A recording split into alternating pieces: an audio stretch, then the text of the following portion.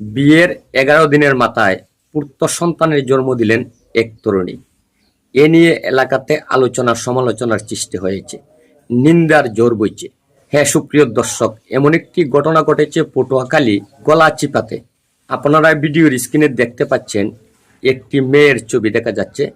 মেয়েটির নাম হলো রিয়ামণি।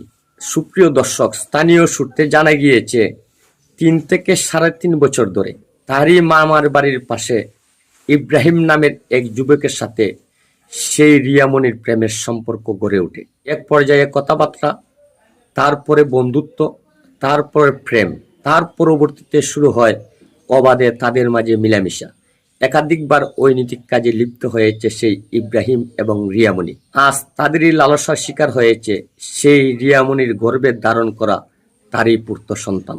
দেখা যায় সেই রিয়ামণি ইব্রাহিমের সাথে ৩.৫ বছর সম্পর্ক করার পরে তার গর্ভে যখন সন্তান চলে আসে, তখন রিয়ামণি সেই ইব্রাহিমকে বিষয়টি জানালে ইব্রাহিম এড়িয়ে চলার চেষ্টা করেন। এক পর্যায়ে তারই পরিবার রিয়ামণির বিয়ে ঠিক করেন। বিয়ে ঠিক করলেও বিষয়টি রিয়ামণি তার প্রেমিক ইব্রাহিমকে জানালে ইব্রাহিম বিষয়টি এড়িয়ে চলার চেষ্টা করেন। কিন্তু আরো দুঃখের বিষয় সুপ্রিয় দর্শক, শুনলে অবাক হয়ে যাবেন।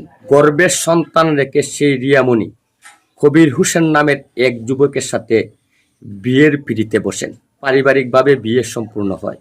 বিয়ে সম্পূর্ণ হওয়ার পরে তাকে উঠিয়ে নেওয়া হয় না। ৪ মাস উনি বাবার বাড়িতে থাকেন। ৪ মাস ১১ দিনের মাথায় সেই পরকীয়া প্রেমিক ইব্রাহিমের পুত্র সন্তান জন্ম দেন রিয়ামণি।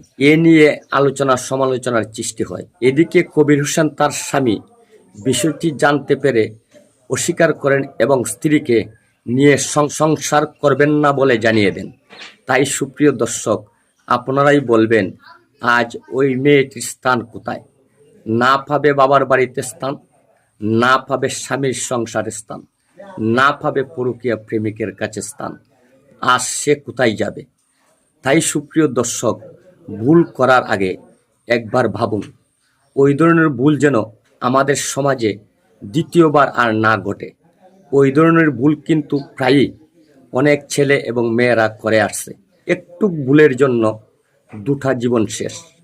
সেই রিয়ামণির জীবন শেষ হয়ে গেল, সেই সন্তানের ভবিষ্যৎ নষ্ট হয়ে গেল। আজ সেই ছেলেকে মানুষ বলবে জারুস সন্তান, পথ শিশু। কিন্তু সুপ্রিয় দর্শক, এখানে বোঝার বিষয়, আজ কার অপরাধে সেই সন্তান অপরাধী, সেই সন্তান জারুস সন্তান, সেই সন্তান পথ শিশু। আসলে অপরাধটা কার? সেই সন্তানের তো কোনো অপরাধ নেই, সেই সন্তানের তো কোনো দোষ নেই। কিন্তু আমাদের সমাজে আজ সম্পূর্ণ দায়ভার নিতে হবে সেই সন্তান। ওই ধরনের ভুল থেকে সকলে একটু বিরত থাকুন। ওই কথাটি বলে আমি আমার ভিডিও থেকে এখানে বিদায় নিচ্ছি। সকলে ভালো থাকুন, সুস্থ থাকুন। আসসালামু আলাইকুম।